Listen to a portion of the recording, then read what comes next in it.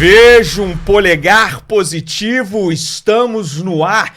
Episódio 21 do Clube da Exame Invest começando agora. Bruno Lima, seja bem-vindo à mesa central mais famosa do mercado financeiro brasileiro. Porra, muito bom estar aqui.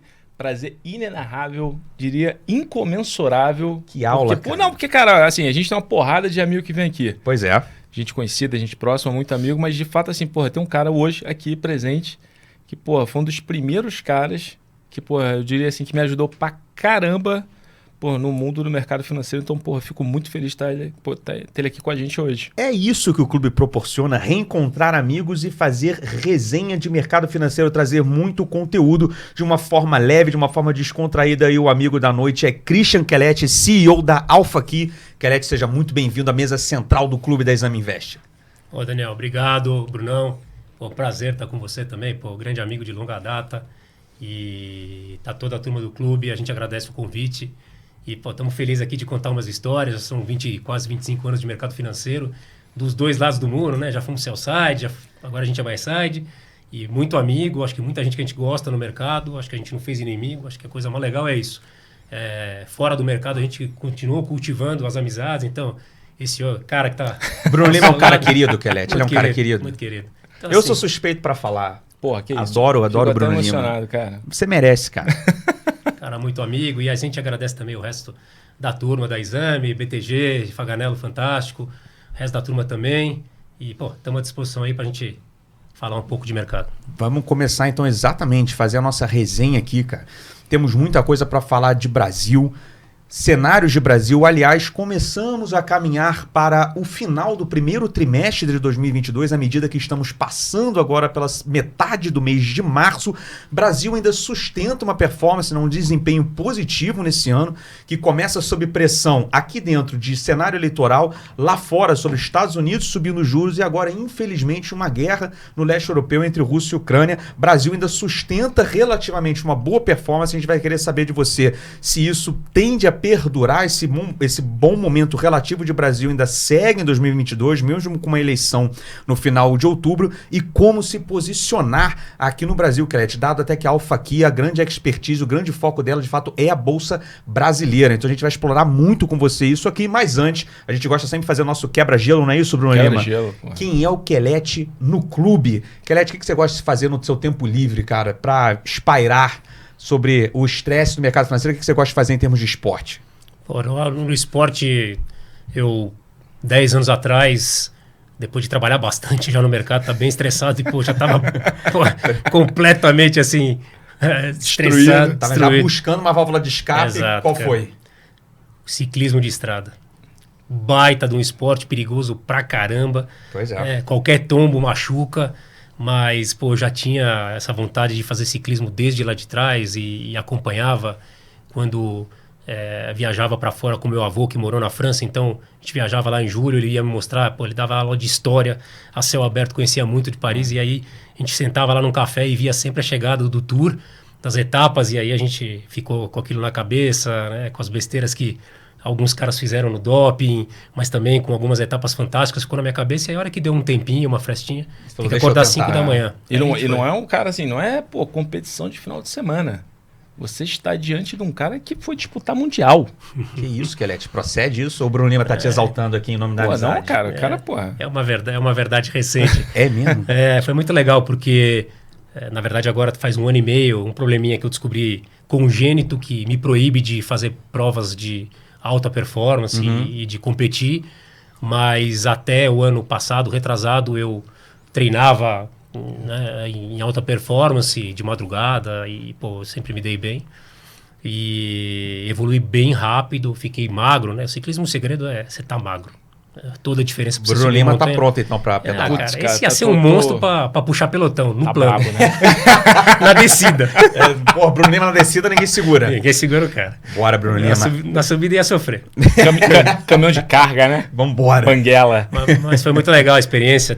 Todo ano tem uma etapa em cada país da UCI, para os amadores, que é a União dos Ciclistas Internacionais, e foi uma etapa em Angra, para subir ali Serra do Piloto, pô, duríssimo, para chegar lá na Dutra e voltar. Eu classifiquei na minha categoria, que não era fácil, E aí acabamos indo pra Polônia e tomando um Caramba, baita de cara. uma surra dos Putz, europeus mas que vale a andam pena. muito. Mas foi muito legal, faz uns 4 anos aí.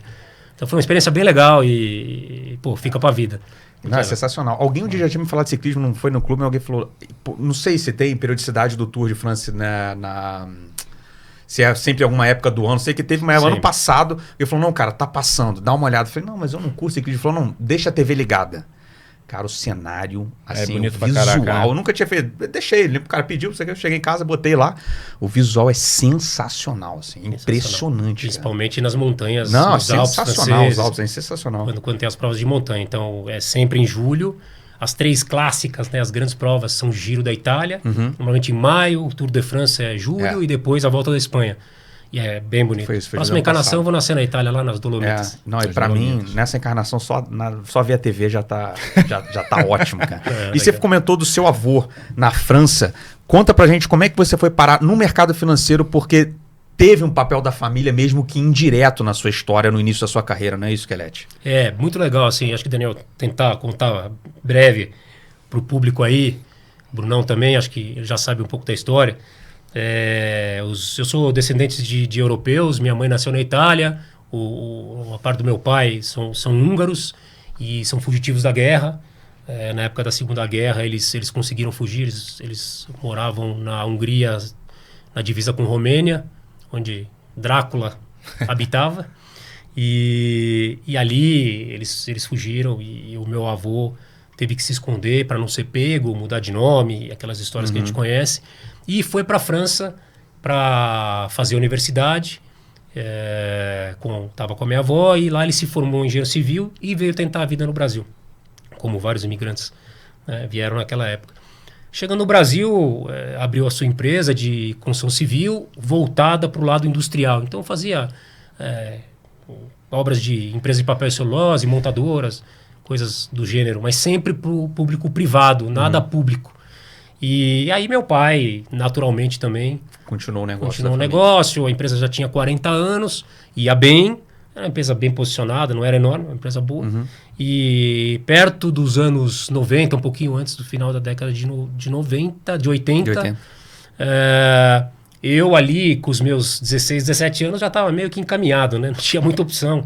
Apesar Por de... livre e espontânea pressão ia seguir o negócio da família. Não tinha muita opção, viu, Daniel? Então, aí, pô, Christian, vai fazer engenharia civil, pô, vambora, né? Vamos tocar.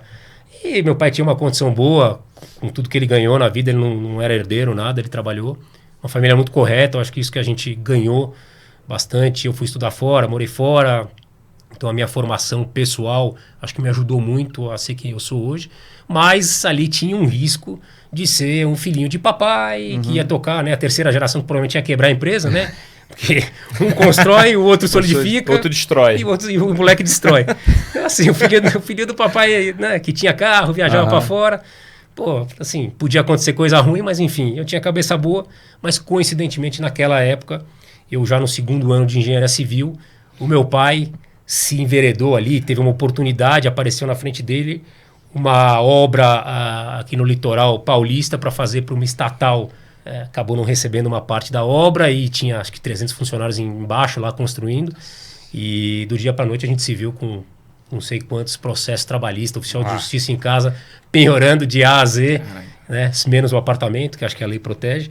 Mas enfim, perdeu tudo, meu avô perdeu todos os bens, Caramba. o meu pai também, e a gente teve que se virar na vida, né? Na verdade, a vida começou de novo pro meu pai, ele teve que enfrentar uma recuperação judicial, um processo de falência, e um cara com muito, assim, brio, durante 25, 30 anos, continuou brigando, trabalhou, lutando e continua aí, como tem 75 anos e trabalha na ativa, foi trabalhar em concorrente. É um cara muito respeitado dentro do setor da construção industrial. Então, isso que ficou pra gente. E você tava naquela trilha de engenharia civil para seguir o negócio da família, o negócio nesse meio tempo quebrou. Exato. E aí, como é que vem a guinada para você se reorientar aí dentro dessa história? A guinada vem de um encontro com um amigo meu, que é um cara extraordinário, que, pô, até hoje a gente tem muita proximidade. E naquela época ele já trabalhava em banco de investimento, ele trabalhava na área de crédito. Bacana. Por coincidência, com o Cadu, CEO do PAN, que é um cara espetacular. Caramba, pô, cara, olha animal, a coincidência, o Cadu animal. era o head do crédito do Banco da Bahia, do BBM. Bacana. Olha como as coisas, né, se combinam. Então o Cadu já era um cara legal naquela época.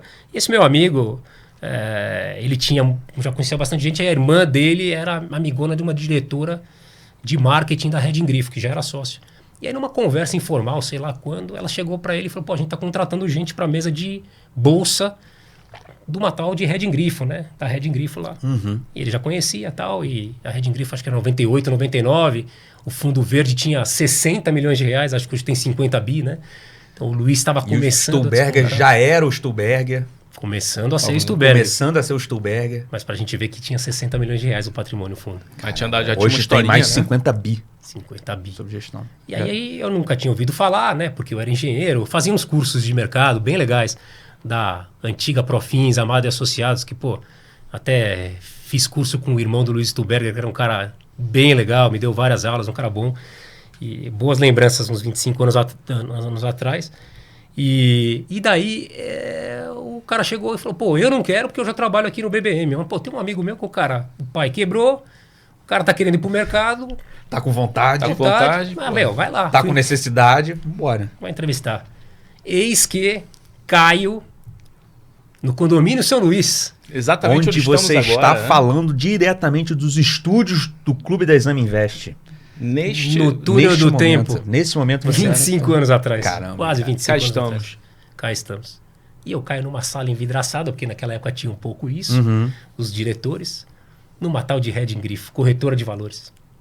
E aí, eis que me chega um cara de, na sua época, uns 40 anos, fantástico, é uma cara boa, chamado Eduardo Brenner, que eu considero meu segundo pai. Tem o meu primeiro pai, que é um cara fantástico também, mas meu segundo pai é o Eduardo Brenner, eu sempre falo isso. E aí esse cara olha pra minha cara e fala, porra, o que você tá fazendo aqui, meu? Engenheiro civil, teu pai, tem empresa, vai lá tocar, etc e tal. Não se mete nessa furada de mercado financeiro, Pô, não. tá cagado, cara. Fui operador de chão. Puta. Só dá trabalho isso aqui. Vai perder teus cabelos. Beleza. Aí eu falei, pô, quero trabalhar aqui. Meu pai quebrou, eu não tenho muito o que fazer, eu gosto de construção, mas agora eu preciso tentar minha vida aqui. E naquela época o mercado era pequeno ainda, mas eu tinha vontade, né? E aí ele falou, pô, o que você quer fazer? Eu falei, eu quero trabalhar naquela tua mesa, né? E apontei. Apontei a mesa de bolsa dele. Ele falou, bom, quer ganhar quanto? Eu falei, quero ganhar nada, não sei nada. Aí ele falou, opa, peraí que o moleque tá com vontade, né? Vontade não falta, né, cara? Aí ele falou, pode ir, amanhã você começa. Vai lá no RH, leva a tua carteira, R$500 por mês. Era o meu salário, R$500, não tô mentindo, pessoal. 25 anos atrás, 24. Aí fui lá e comecei. Aí sento lá, eu gosto de bolsa, começo a operar por private, bolsa, sempre bolsa, do lado da corretora. Aí tinha o Stuhlberger também, que já tinha o trader dele, que era um cara maravilhoso também, Dorival, que me ensinou muito. E aí começa a operar para eles também, e a gente ganha uma afinidade, começa a crescer dentro da empresa. Em 1999 não tinha nada, né? A bolsa negociava 300 milhões de reais, pessoal. Hoje é 30 bi, né? 300 milhões. Então era um marasmo, mas a Grifo era número 2. E vários gringos não tinham corretora no Brasil. Então, pô, você pega a Goldman Sachs, Morgan Stanley, esses caras precisavam de um corretor de uma ponta para operar Brasil. Então tinha fluxo grande, né? Mais concentrado, eram menos corretoras. E era um negócio bem legal naquela época. E me ensinaram muito, né? O pessoal que é da mesa lá, o Grandão, o Pedrinho Novis. Então, o pessoal que acabou ficando muito amigo, me ensinou muito. Mas nesse meio tempo, eu acabei rapidamente crescendo na estrutura, porque começaram a aparecer as assets.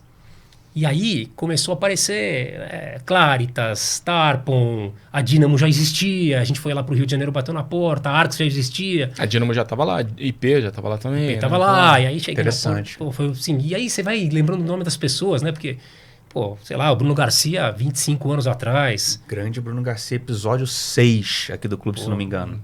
Você Triatlon. Grande Triatlon. amigo. Isso é triatlon. Grande triatleta. É, Grande cara. é verdade mesmo. Cara bom. Conheço. E aí, pô, amigo também. Mas, pô, 25 anos, bati, pô, me dá uma oportunidade, fui lá pro Rio. Aí você vai na IP, e tinha um moleque, tinha nascido, sei lá, 2 dias atrás, esse tal de Davi Cadum.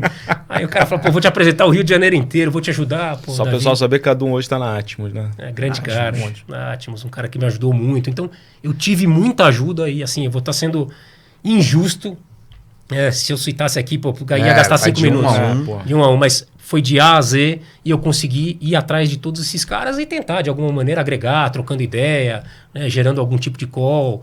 Me aparece um Bruno Lima desse aqui para também me ajudar. Então, assim, era de A a Z. Me ajudar é brincadeira. Você né? começa a sua trajetória, então aí começa a sua trajetória no que a gente chama de sell side, né? Você era o sales trader e pegou, cara, a gênese de hoje do mercado financeiro, grandes assets super consolidados. Por exemplo, o Stuberg, que na época tinha 60 milhões de reais. 60. Hoje tem mais de 50, se não me engano, 55 bilhões, né, sob o fundo verde.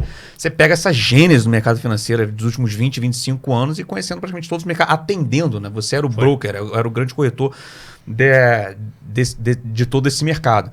Cara, carreira de sucesso, vai na Red Grifo, o CS, né, o Credit Suisse, compra o Red Grifo, você vai crescendo. Chegou a ser o head de renda variável, né? Sim, na Red Grifo sim. Eu, 2003, eu assumi, porque as outras pessoas foram mudando de área, eu assumo e fico 2006 até 2010. E aí o CS compra a Grifo em 2006, com um non-compete de 8 anos, e eu, com 33 anos, jamais ia largar.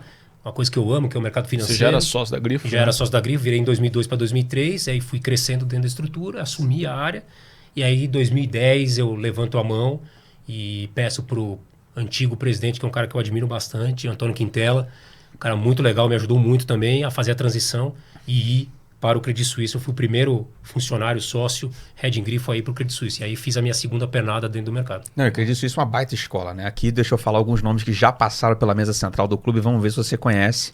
E pela sua reação, vamos ver se você aprova. André Caldas. Monstro. Salomão. O tio. Gustavo, o tio Salomão. O tio Salomão, conhece o tio Salomão? Grande Pessoal, amigo. pode procurar o histórico no clube. Todos eles já passaram por aqui. Fabiano Custódio, da Miles Capital. Falamos direto. Grande cara. Né? Isso é muito bom. Isso é o clube, cara. Esse é o espírito do clube. Pô, muito interessante, Kelete. Sensacional. E agora a sua empreitada mais recente, pra gente terminar esse início aqui, para começar a falar de cenário, Brasil, ação, posicionamento, longs e shorts também. Cara, quando é que veio o estalo de falar, não, agora chegou a hora de ter o meu projeto. Buy-side, né? Eu quero ir pro buy-side, eu quero começar Passei 25 anos, 20 anos aqui atendendo todo esse pessoal de asset, vi muita gente boa, construí muito negócio bom e acho que chegou o meu momento de preparar, agora eu quero construir o meu negócio do outro lado da mesa. Como é que foi esse momento e quando que nasce a Alpha aqui? Engraçado que esse negócio começou 10 anos atrás. 2011, começou o advento da tecnologia, de ter as máquinas, de você botar nos robôs, etc e tal. Quando eu mudei para o CS, principalmente quando eu mudei para o CS, até na Grifo eu já comecei a fazer isso. Eu já tinha certeza que o cara que perdia tempo apertando o botão ia morrer. Né? E eu não era um mero apertador de botão. Então eu gostava de gastar, ou pelo menos tentar gastar o meu tempo com outras coisas mais inteligentes. Então ler um relatório de um banco, entrar num balanço de uma empresa, tentar analisar, agregar ter alguma a sua coisa. Exatamente. Exatamente. Gostava muito de escrever uns textos. Ter a sua provocação. Muito. E aí, já estava incomodado, aí era que eu cheguei no CS... depois de 2 anos, talvez, né? Fiz a transição, foi muito bem feito. Acho que o pessoal me deu muita força, os clientes me deram muita força. Eu diria que era um transatlântico naquela época muito mal pilotado, porque todo mundo precisava ali do banco. O banco tinha tudo, tinha produto, tinha IPO, tinha gente inteligente, mas era mal pilotado. Eu diria que não era uma estrutura client-driven, né? Que era o foco na atenção do cliente. Eu aprendi muito na Red Grifo, né? É um partnership a Red Grifo, que é tudo que eu mais quis fazer na Alpha aqui, que é um partnership. Então, eu sabia como tratar o cliente, como conversar com as pessoas, como tentar prestar um bom serviço. Eu achava que o CS tinha essa pequena defasagem que a gente podia melhorar, e realmente funcionou.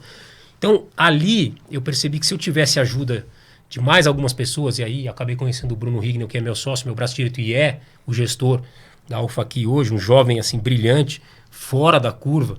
É muito legal vocês fazerem um programa com ele também, porque o cara é assim outstanding. O que aconteceu foi que eu falei, eu não vou mais operar. Chega de operar e eu vou ficar no telefone aqui fazendo call para os caras bons, para os caras que gostam da gente, que querem ouvir e escrever uns textos de vez em quando, fazer uns trading calls. E funcionou muito bem. Então, essa fase já foi ganhando convicção. Um experimento para eu poder, eventualmente, lá na frente, fazer uma transição. E a hora que chegou 2016, 2017, que as coisas ficaram um pouco mais difíceis, né? O banco começou a entrar algumas dificuldades lá fora, e eu via que o meu espaço, né, e a minha carreira dentro do banco, acho que já estava completo, eu já tinha feito tudo que que eu precisava e que eu gostaria de fazer, aí eu achei que estava na hora de abrir a Alpha aqui. Aí fui e chamei as pessoas que eu gostava, que eu achava que tinham, né, que a gente combinava bem, principalmente a parte do DNA, do caráter. Aí chamei uma meia dúzia de pessoas, hoje somos 12, e abri uma Alpha aqui em 2017 para 18. Perfeito, cara. Perfeito. Aliás, fica aqui o link da Alpha aqui para quem quiser. Tá na descrição do vídeo aqui no YouTube. Acessem ou também através do BTG Pactual. A Alpha aqui tá hospedado, lá, né? Tá na nossa prateleira. Tá lá, fica aí com o convite para conhecer não só o Quelete, mas também todo o grupo e toda a equipe. Bruno Lima, te passo a bola para você fazer aqui o primeiro levantamento para a gente começar a falar de Brasil, de posição, de ação de setor. Você até falou no início, né? O 2022 ele começou no mínimo surpreendente para o mercado como um todo, né? Todo mundo de olho em eleição nessa época do início do ano e estourou um evento geopolítico que literalmente já dá para dizer que é Black Swan. Não sei se é, mas assim, pegou aí um pouquinho de... Já tinha alguns indicadores antecedentes ali que poderia surgir alguma coisa, mas... E aí, cara, até pegando, né, quem acompanha, e o Quelete muito ativo também, já deu entrevista, carta, tá lá, o Cunha já colocou. Tinha algumas posições, alguns setores que vocês já vinham carregando há algum tempo. Acho que uma tese que ficou até muito marcada foi a própria tese de Vale, né, mineração, que várias vezes a gente até conversou a respeito. E aí acho que é legal pegar nesse contexto, né, da questão da ruptura, né, de oferta, porque minério não é uma commodity que está ali no gráfico, no clássico gráfico que está todo mundo circulando por aí, né, de quais commodities estão sofrendo essa ruptura de oferta dado o conflito. Tem uma outra também que está lá, que você também tem posição. Então, se pudesse trazer um pouco nesse início assim, de papo, essa tua visão para o setor de commodity, depois a gente evolui para a economia doméstica, que você tem muito mais coisa para falar, que é até mais, no mínimo, out of consensus. Né? Eu acho que é legal falar. Vamos falar de algumas ações que são empresas bem grandes que a gente tem no portfólio, que acho que vale a pena a gente comentar, mas o legal mesmo é falar os foras da caixa aqui, né? Sim. Que aí são as ideias legais e que a gente está bem próximo das empresas e acho que dá para médio prazo aí, com o Brasil acalmando, ganhar dinheiro. Mas a história da Vale é engraçada. Eu fui, acho que 2 vezes para a China e para a Austrália para entender esse mercado, né, na época do banco e a dinâmica. E acho que para o pessoal ouvinte aqui do clube, fica na cabeça, pessoal. Esse é um mercado que é muito mais fácil de olhar do que vários outros mercados de commodities. Por quê? Porque ele tem basicamente um comprador, que é a China, tá? Que faz 1 bilhão de toneladas de aço por ano, na média, e para cada 1 bilhão, para cada 1 tonelada de aço que você produz, você precisa de 1,5 de minério, tá? Acontece. Então você precisa de 1,5 bi de toneladas de minério de ferro por ano para produzir o aço que você vai consumir ali na China. E tem 4 vendedores, tá? 4 grandes vendedores, basicamente. 3 australianos, Vale, BHP, Rio Tinto e FMG, Fortescue, e tem um brasileiro, né, no meio desse grupo, que é a Vale. Esses 4 caras, somados, dão perto de 1,5 bi, tá? Mais ou menos 1,2 bi. E aí esse mercado ele é suprido pelas outras empresas menores que têm um minério de menor teor de qualidade, ferro, e ele é muito equilibrado. E por que a gente gosta dessa história? Porque com o advento, infelizmente, de Mariana, Brumadinho, e a Vale precisar fazer o descomissionamento de barragem, então o sistema sul, que é o que a gente fala, que é toda a parte aqui do sudeste, né, das barragens de Minas Gerais, etc. e tal, então elas vão ser barragens a seco daqui a algum tempo. Então a Vale está nesse processo, e você tem todo o sistema norte, que é Carajás, e S11D, que é realmente a nova mina da Vale, eu já fui, que é espetacular. Inclusive, quem tiver a oportunidade de um dia ir para Carajás, é uma viagem espetacular, assim, pessoal, vale a pena. E esse mercado é muito balanceado. Por quê? Porque todo ano tem um furacão na Austrália, lá em Headland, e aí os embarques demoram, aí não embarca, aí fica o estoque no porto, e todo ano tem muita chuva aqui no sudeste, demora para embarcar. Então, a Vale está guiando para 400 milhões de toneladas nos próximos 2 anos, talvez. Mas o fato é que ela não sai dos 330 com 350. E os australianos também. Não tem aumento de capacidade. E hoje, para você aprovar, como no petróleo, como em qualquer outra mina, é muito difícil você ter uma licença ambiental para você poder operar uma nova mina e poder extrair minério ou qualquer outro metal do chão, né? Porque você tem um problema ambiental seríssimo e hoje a gente está bastante preocupado com isso. Então, a equação aqui é China contra os 4 caras. Né? E esse equilíbrio ele tem se dado já há alguns anos. E isso que ajuda muito o preço do minério a não cair. Porque a China, agora, não sei se todo mundo sabe, mas semana passada, né, botou o plano de crescimento focado aí em 5,5%. A China, acho que nos últimos 20 anos, errou 2 vezes esse número. Então, ela vai botar dinheiro, em infraestrutura, ela vai precisar investir para o país crescer 5,5%. A gente acha que 5,5% é um número muito menor do que foi, né, na última década, mas assim, bastante razoável e talvez um dos melhores do mundo para um ano que está parecendo difícil com o advento da guerra. Né? Então, a gente gosta muito de Vale. E tem uma coisa interessante que agora o pessoal está falando e a gente já gostava, que são os outros metais, principalmente níquel. Que a Vale é o segundo maior produtor de níquel do mundo. E o níquel, ele andava ali entre 15 mil e 20 mil dólares a tonelada. E muita gente fazia a conta com 20 mil. Tal. O fato é que teve uma história bem legal, semana passada, legal para quem viu, chato para quem ficou short. Mas parece que um bilionário chinês resolveu montar uma posição extraordinária, de enorme, assim, grande, short em níquel, e aí tomou um squeeze histórico que levou o preço de 20 mil para 100 mil a tonelada. E o mercado vai reabrir depois da manhã. Fiquei sabendo agora, eu vi na notícia do Bloomberg. E vai reabrir depois da manhã, então vamos ver onde abre o níquel. A LME é toda, né? Ou só níquel? LME é toda, né? Aí reabre e vamos ver onde o níquel vai reabrir. Se reabrir em 30, 40 mil, a Vale vai gerar mais 10% de EBITDA, a geração de caixa, do que ela geraria num preço com 20 mil. Minério mais níquel. Então, a gente tem mais ou menos uns 30 mil, meu número lá é uns 32 bi, pode ser que seja mais para 35. E aí você tem mais recompra de ação, mais dividendo, que é acima de 15%, e o níquel ajudando bastante. Não sei em que nível o níquel vai parar. Então, acho que é uma opcionalidade bem legal. Interessante. Pouca gente botou no preço esse negócio do níquel. Interessante, até já para aproveitar o gancho de Vale, que foi a aposta do William Wang, do episódio 20. Verdade, o episódio da semana passada, até para você já esquentando. Ele escolhe aqui para brincar com a gente no quadro de medalhas do clube, a escolha dele foi Vale. Foi Vale. Muito já em cima desse contexto, mas acho também muito interessante a forma como você botou aqui, Kelete. E tem uma outra também, né, que você até citou, que essa tá lá no gráfico lá. Essa aparece bonita na foto do gráfico. Tá bonita. Né? Que é a CBA, Companhia Brasileira de Alumínio, que fez o seu IPO recentemente, 6 meses atrás, e teve sucesso. É uma empresa que andou bastante no curto prazo. Essa é uma top pick lá no banco também. Essa o pessoal gosta bastante, o Léo gosta bastante.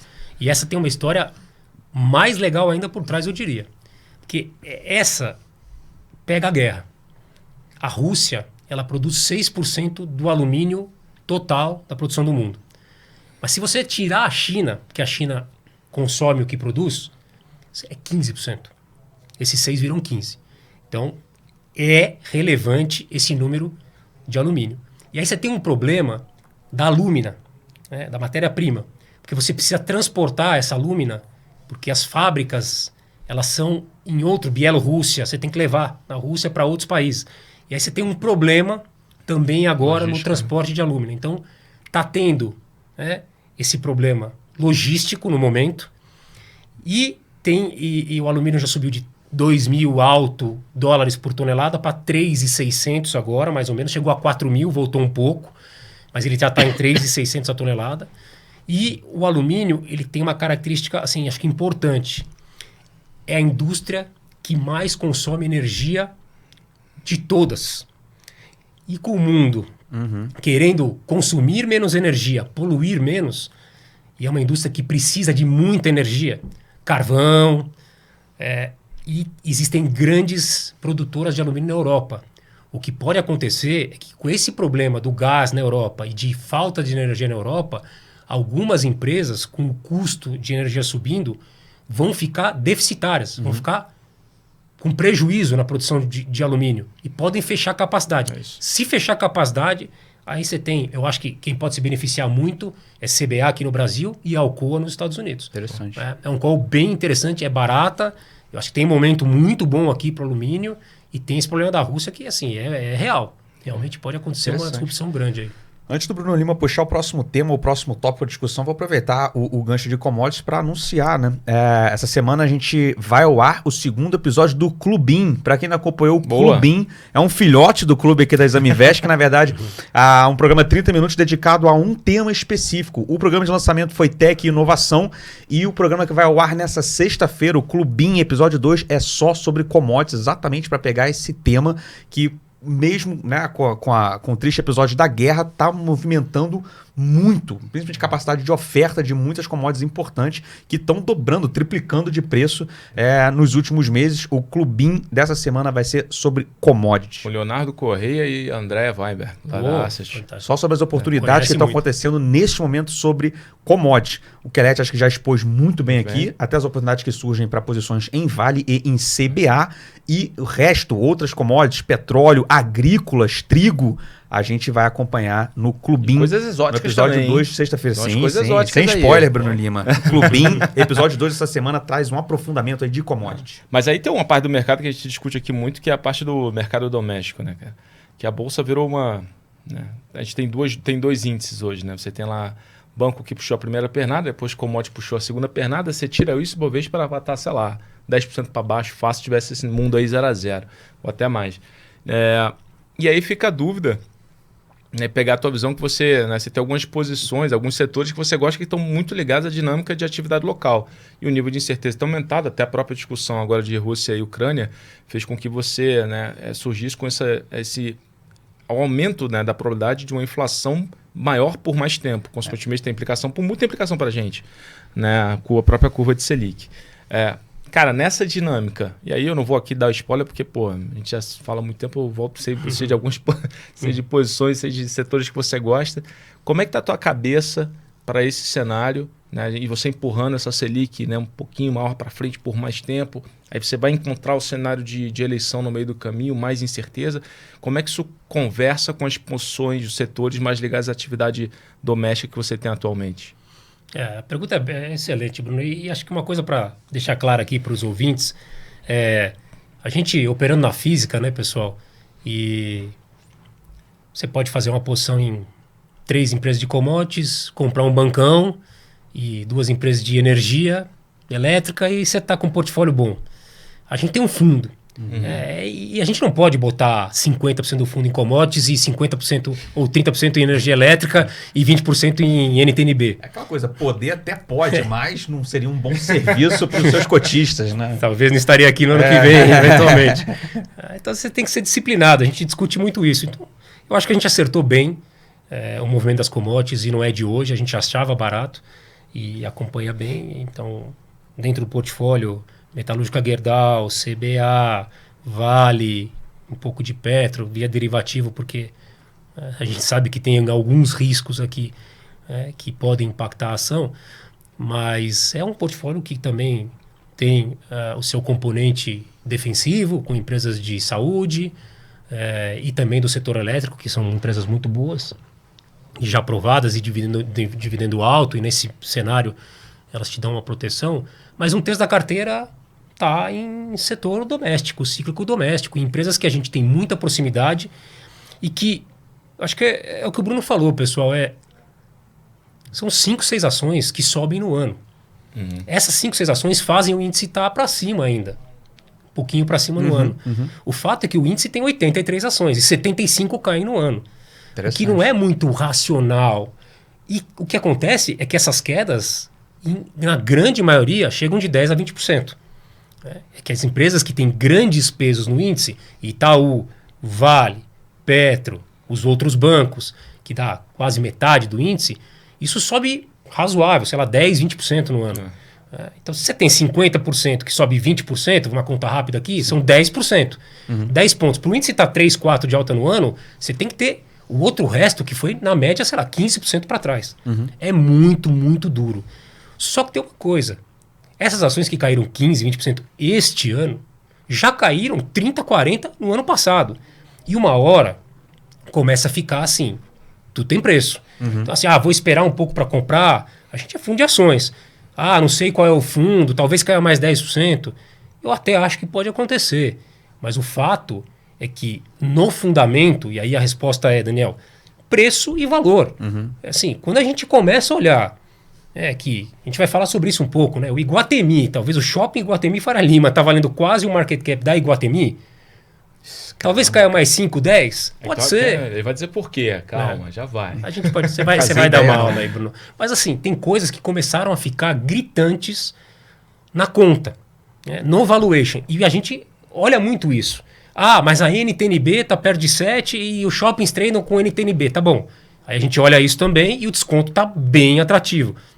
Não é essa combinação da gente falar, nós vamos botar uma posição aqui de 2, 3, 4%. Nessas empresas, que eram empresas de capitalização média, uma Duratex da vida, Iguatemi, são boas empresas, e que caíram pela metade o seu valor, tem uma hora que, assim, a gente acha que a simetria fica muito grande. Tem 10, 15 para perder? Talvez tem 100 para ganhar num cenário onde as coisas melhoram. Perfeito. A gente pensa dessa maneira. E dentro dessas possibilidades, cara, 3 setores assim que você hoje... a gente gosta muito de falar do que está fora do consenso, né? A gente tenta trazer muito dessa discussão, né? O que ele acha que ele fora mais do consenso, gosta que está fora do consenso?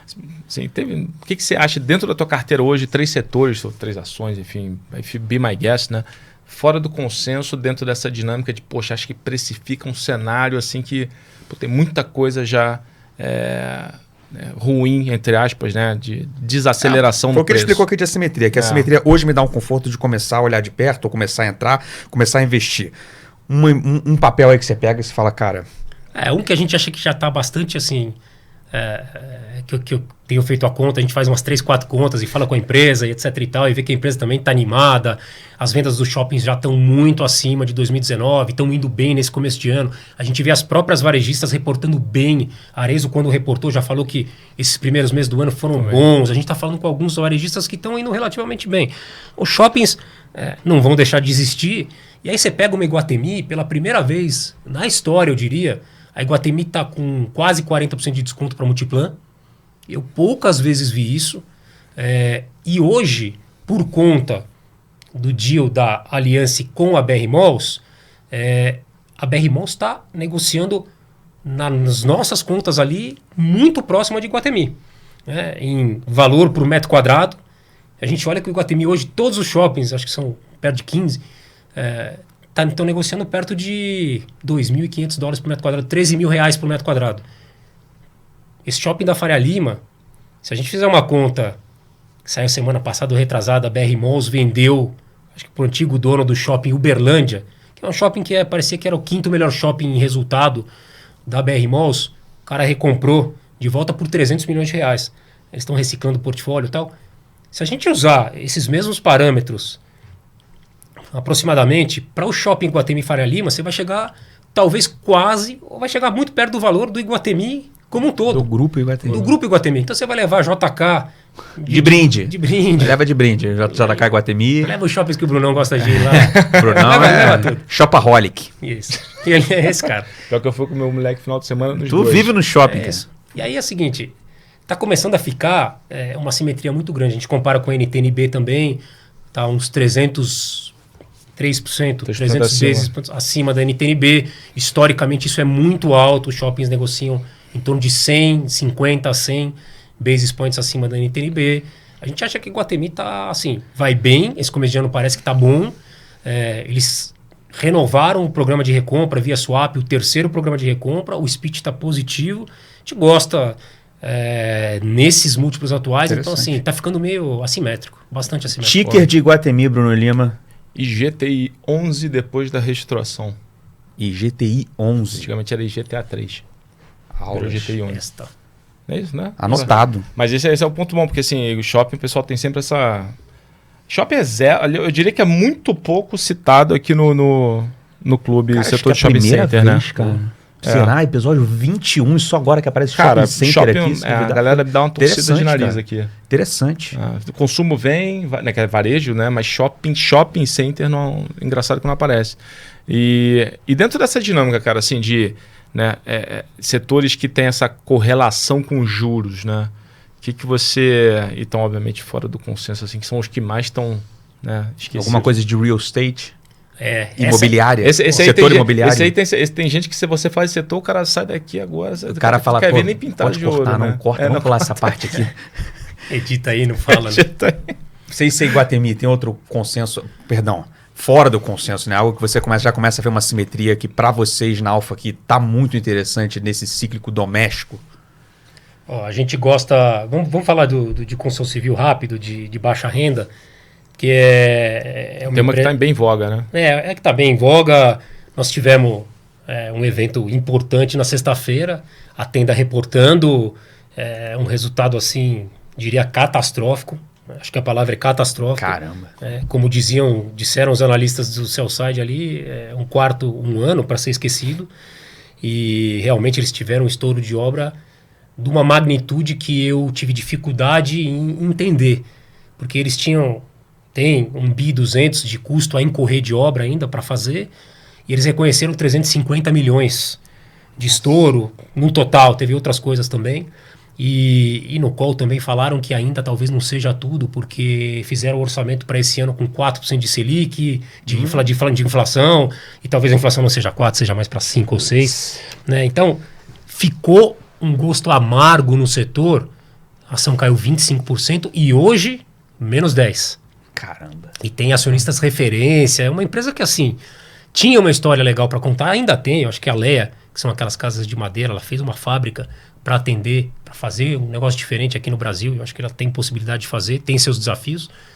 Vai ter que encontrar grandes pedaços de terra para fazer os empreendimentos e também lidar com essa história da madeira, porque vão ser, vamos dizer, grandes volumes de madeira. Mas o fato é que essa frustração levou uma leitura aqui, Brunão e Daniel, de o setor não presta, tá todo mundo quebrado, justamente no dia que o governo, na quinta-feira, na reunião do Conselho Curador da FGTS, resolveu para dar uma ajuda às pessoas que não estão conseguindo comprar a casa própria e se enquadram na baixa renda, que são pessoas que que ganharam o subsídio, que tiveram aumento do subsídio, pessoas na faixa de R$2.000 a R$4.000, tá? Este aumento do subsídio, para esse pessoal, até R$2.400 foi muito relevante. Eles vão levar em torno de mais R$7.000 de subsídio e mais 0,5% na taxa de financiamento. 0,5% de uma casa de R$150 mil dá mais R$7.000, são 15 mil. Então, um total de 10%. Relevante, cara. Muito. Relevante. Então, a gente acha que o setor vai se revigorar. Os famosos formiguinhas, que são os caras pequenos, já morreram praticamente, porque tem pouco capital de giro e não conseguem sobreviver a esse cenário de aumento de custo, de pressão de custo, de margens comprimidas. E nesse cenário todo aparece, acho que tem 2 empresas que eu destaco aqui, mas a Direcional Engenharia certamente é a empresa para você destacar, porque é uma empresa que é de dono da família Valadares Gontijo. O Ricardo e a equipe fizeram um trabalho magnífico no ano passado, porque é muito fácil falar que você é o empresário do ano, que você é o cara que acertou tudo em 2020 e você era o cara do online, do comércio online, do varejo online, e todo mundo ficou em casa apertando o botão e comprando o mundo para usar em casa, para o filho, para todo mundo. E aí voou. E aí essas empresas de online voaram e aí o cara é eleito. Acho que, tem muita gente que tem mérito, mas eu acho difícil você ser o cara quando o vento está contra. E o ano passado, o vento foi muito contra para o setor. Porque aumentou o juro, aumentou o custo de material, as coisas ficaram mais difíceis para o pessoal de baixa renda, a inflação começou a subir e o cara entregou um lucro de 100 milhões em 2020, 160 milhões projetado aqui, mais ou menos 160, 170, crescimento de 50% de lucro em 2021. E a gente está achando que é 250 esse ano.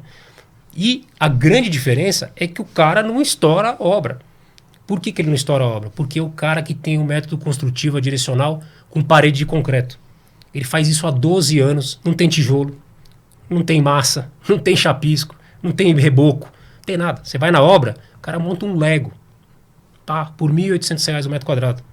1.900 agora com os aumentos de custo. E vende por 4.500, 5.000. Esse cara tem uma margem bruta de 35, 36.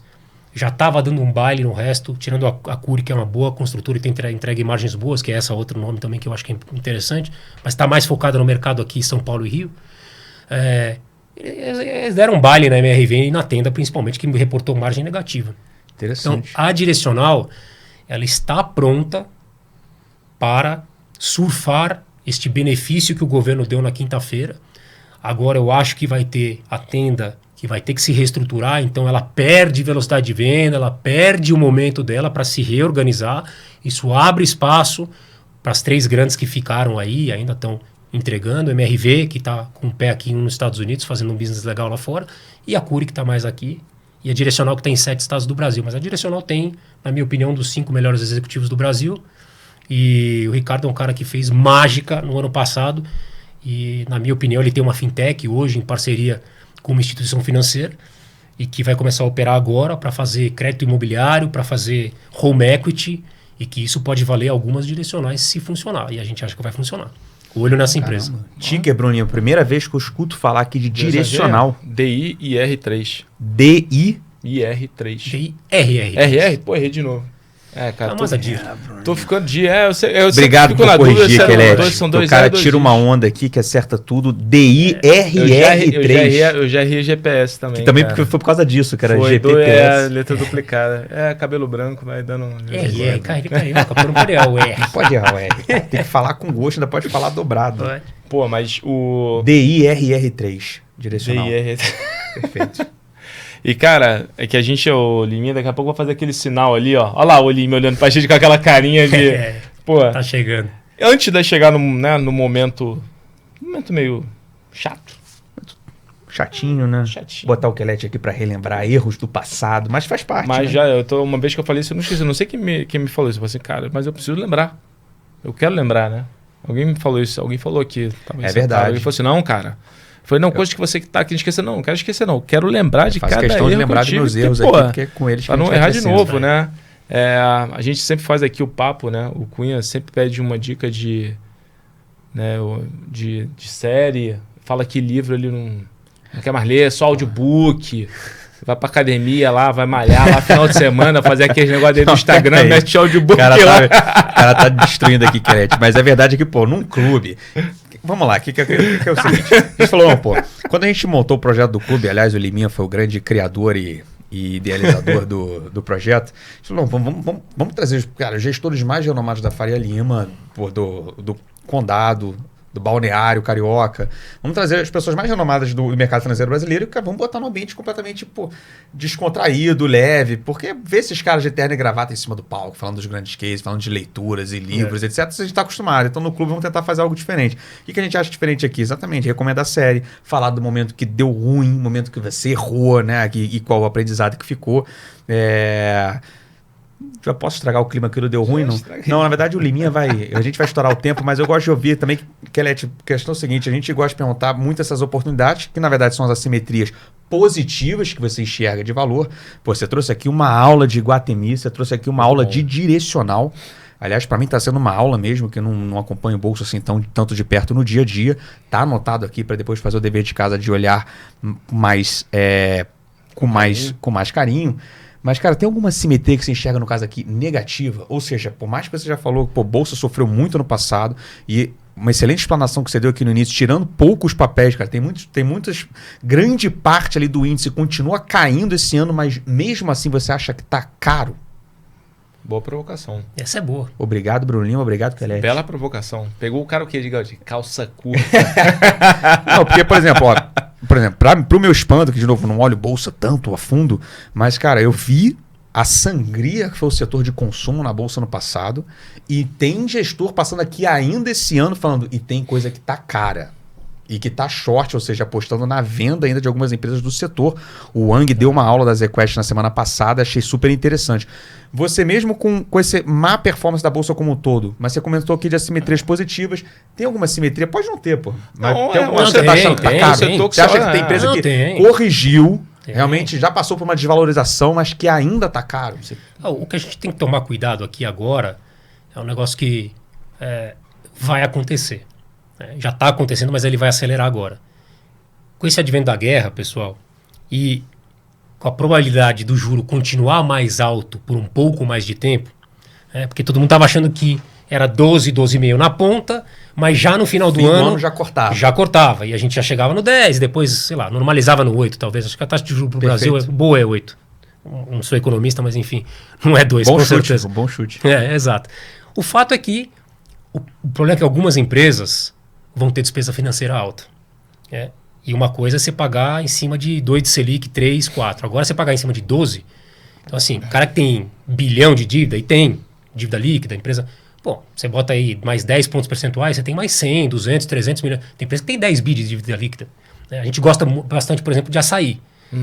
A gente ficou preocupado com açaí. Essa não é a ideia short, não. Fica tranquilo, porque eu acho barato. Mas o fato é que a gente tinha na cabeça um número de lucro para açaí. Como ela tem... Posso estar enganado, mas acho que era 9 bi de dívida líquida. E você tinha um incremento aqui de 5 pontos percentuais, 5, 6 pontos percentuais na Selic, só de despesa financeira são 400, 500 milhões de reais a mais. Você vai tirar 1/3 do lucro da empresa. Machuca. Machuca. Então aquele PI de 12 que a gente achava para esse ano, que ela valia seus 18 bi, era 1,5 bi de lucro, era 12 vezes de preço-lucro, na verdade estava mais para 1 bi de lucro. E PI 18, 17 para esse ano. Para o ano que vem eu acho que tem muita coisa boa para acontecer talvez lá. A gente sabe. Então, só rapidamente para explicar. Perfeito. Mas acho que o short aqui, vamos dizer, o que eu acho que pode pesar um pouco mais, tem um vento muito contra a Ambev aqui, que é uma combinação de fatores mais difíceis para ela. Quais são esses fatores, assim, rapidamente falando? Custo da mercadoria vendida. Pô, cevada, trigo, olha isso, e alumínio, CBA. Então, assim, combinação COGS, custo da mercadoria vendida. Pressiona. Para isso, tem que repassar preço. Não é tão fácil você, num mercado que tá difícil, tem competição, exatamente, você repassar tanto preço para você conseguir equilibrar a margem. Interessante. Teve um ventinho contra. Carnaval é uma época que você consome bastante cerveja, então os carnavais, Salvador, Rio de Janeiro, cancelado. Pouca gente falou nisso. Mas ali é um evento que, tem um certo consumo e eles tem a sua sazonalidade bastante. Tem também. Importante. Acho que vão levar o carnaval agora para Páscoa, etc. e tal. Mas é um evento menor e talvez um pouco mais frio. É diferente. Então, nessa combinação, e a gente não vê a Ambev, assim, a gente vê a Ambev a quase 20 vezes o lucro. E essa é uma empresa que sempre foi muito admirada. Mas se você olha 10 anos para trás, ela continua no mesmo preço. É uma empresa que não teve crescimento de lucro. Então, tomar cuidado, pessoal, e eu acho que esse ano passado foi muito emblemático, que pode ser a melhor empresa do mundo, mas se não tiver crescimento de lucro e retorno para o acionista, a ação não vai subir. Não vai subir. Então tem que tirar um pouco desse preconceito de, eu compro aquelas queridinhas. O que teve de queridinha que tomou surra... Vira sócio torcedor. Não pode virar torcedor. Então, assim, eu gosto da empresa, a empresa fez um trabalho, está tentando fazer uma mudança estrutural em algumas coisas, demora tempo, porque, ela tem o seu mainstream ali, os seus produtos de grande venda, depende muito daquilo ainda, mas ela tem um vento contra razoável esse ano. Então, interessante. É um funding que você pode pensar em usar. Brilhante. Brilhante. Vou só entrar aqui na nossa reta final, deixar, obviamente, o melhor para o final, para você ir ganhando tempo, pensar em qual ação que você vai escolher para brincar aqui com a gente no quadro de medalhas do clube. É uma brincadeira extremamente ingrata para gestor, porque você tem que escolher um papel. É uma brincadeira para os próximos 3 meses e depois a gente brinca e joga no ranking. Mas lembrando que não é uma recomendação. Só o Salomão que está pressionando. Tem gestores que passam por aqui que ficam, olha lá, eu tô ganhando, eu tô vencendo. A gente vai divulgar, a gente vai fazer uma divulgação bacana, mas obviamente lembrando que isso é uma brincadeira. Não, só Bolsa Brasileira. Brasil. E quando você vai pensando, a ação que você vai escolher aqui para brincar com a gente no quadro de medalhas do clube, antes disso passar rapidamente. A gente sempre gosta aqui também de ver o seu momento de aprendizado, cara. O momento deu ruim, que é aquele momento que você se dedicou como investidor, analisou, entendeu a empresa, setor, fez o channel check de todo o setor, foi conhecer o management, gostou, viu a simetria, foi grande e se machucou. Deu ruim, cara. Foi ruim, custou. Foi até pequeno, se machucou demais, né? Machucou. E o que foi esse seu caso nessa sua 25 anos de mercado? Pode ser na época de sell-side ou buy-side. E aí, qual aprendizado você tirou dessa sua experiência? Acho que o que deu ruim ano passado. Foi bem recente. Foi recente. Não muito atrás. Foi uma frustração minha. Essa tá cicatrizando. Do Bruno, do Maurício lá. A gente, e do Tanaka, de todo mundo, que a gente se debruçou em cima da Via Varejo, que a gente achava que era uma história que tinha um appeal de... Quando o Brasil ainda estava razoável, eles estavam começando a melhorar muito na parte dos sellers, né? Que a gente chama do 3P, e estavam evoluindo nesse sentido. E aí tinha as iniciativas financeiras também, do banco, e começamos a se aproximar do management e vimos que tinha alguma coisa que já tinha caído bastante a ação. Então a gente começou a montar a posição já depois da grande queda. A gente achava que tinha alguma história boa por trás e fomos lá, fizemos uma apresentação para eles, que comparando um pouco dos números da Magalu lá atrás, o que o Fred tinha feito, o que ele olhava, como ele falava muito em ROIC, retorno sobre capital investido. A gente fez uma apresentação e achou que estava na crista da onda ali, achando que estava bem. Que ia conseguir pegar a inflexão ali do valor da empresa. Tava, e aí a gente, de repente... E caiu mais um pouquinho. Do dia para noite veio a bomba, veio a parte dos legal claims ali, das provisões trabalhistas, que até acho que é muito do legado, do passado, que também não tem a ver com esse management, mas que eles acabaram herdando e impactou demais a ação. E agora essa competição também dos asiáticos chegando, mais o e-commerce dando uma queda depois de um momento muito bom em 2020. Ali foi realmente assim, a gente ainda saiu num preço razoável, mas teve uma perda grande e relevante para o nosso drawdown de 2021. Então, isso ficou marcado e serviu como uma grande lição. Perfeito. Isso aí tá... Esse isso. tá em voga pra caramba também. Muito aquecido ainda nas discussões. Kelete, dica de série para os nossos membros do clube aqui poderem aproveitar um momento mais de lazer, descontração, poder dar aquele play no momento de ócio em casa. Bom ponto. Aquele relax. Relax. A série, vamos lá, eu sei que a turma é mais jovem aqui, eu já sou das antigas, eu sou de pegar no livro, né, de ler aqui, eu gosto de ler, imprimir relatório, ler fisicamente. Duas coisas, então, uma série e um livro. A série que eu acho legal da Netflix recente é do King Richard. Muito boa. Do pai da Serena e da Venus Williams. Muito boa mesmo. Assistiu? Que é do Will Smith. Mas eu quero ver com o Will Smith. Muito boa, cara. Não, mas não é série, é filme, não, né? É filme. É um filme. Não, tá ótimo. É um filme. Justo. 1h30. Muito bom. Pô, o que o cara fez né? dentro de uma comunidade, naquela época, com as gangues monitorando as filhas, e o que ele fazia as meninas treinarem lá, pô, é uma puta história legal. Então, assim, bacana mesmo. Façam, pessoal, vejam esse, meu filho tá jogando bem tênis pra caramba, tem 13 anos, e a gente assistiu, ele ficou emocionado, e uma história muito legal, assim, de vida. Porque o que o cara fez, acho que pouca gente, assim, peitou o treinador, não deixou as meninas jogarem antes da hora, e aí elas viraram duas gigantes. King Richard. Anotado. E o livro, Kelete? O livro, pessoal, tem que ler. Pessoal que gosta de mercado financeiro tem que ler. Olha o Cunha anotando aqui, vai. Covil de Ladrões. História do Michael Milken, um dos maiores operadores de junk bond da história de todos os tempos. Eu achei que era o Icahn. Não, o Milken, não é o Carl Icahn.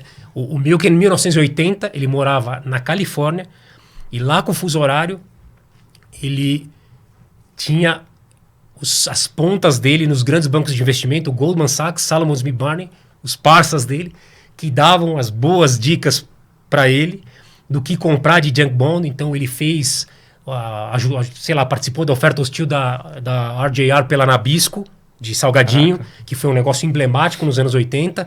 E esse era o cara que mais ganhava dinheiro com junk bond, com título podre, e ficou bilionário fazendo isso. Depois de muito tempo, ele foi pego, a SEC, que é a nossa CVM equivalente, foi atrás do cara e devassou a vida do cara.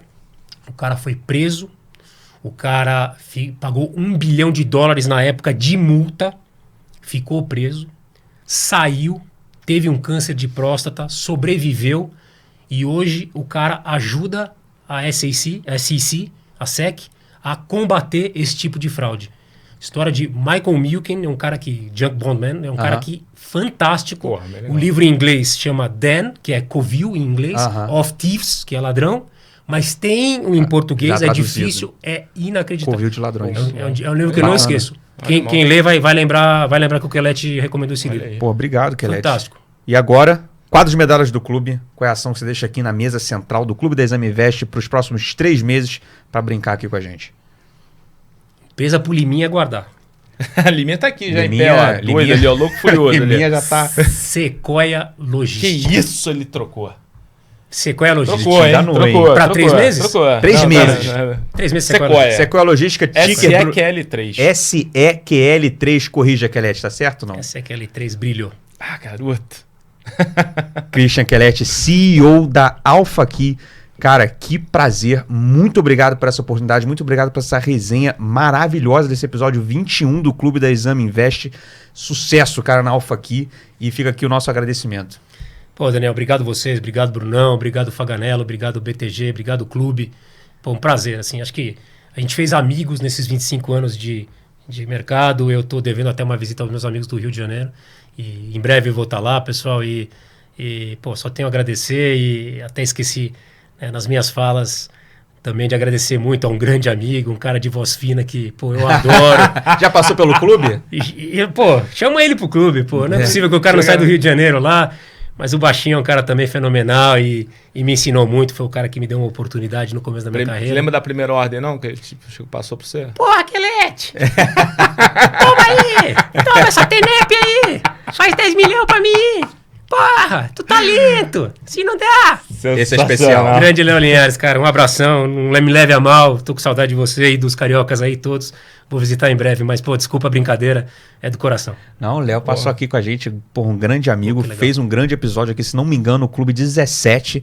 Pra quem quiser dar uma olhada aí, Léo Linhares da SPX, Kelete, mais uma vez, cara, um grande abraço. Bruno Lima, muito obrigado por mais uma edição inenarrável aqui no clube. Incomensurável, cara, sempre bom pra caramba. Kelete é brother, tá? Volta e meia trocando ideia. Pô, cansei de pedir ajuda pra esse cara também, tomar café, porra, ajuda pra caramba.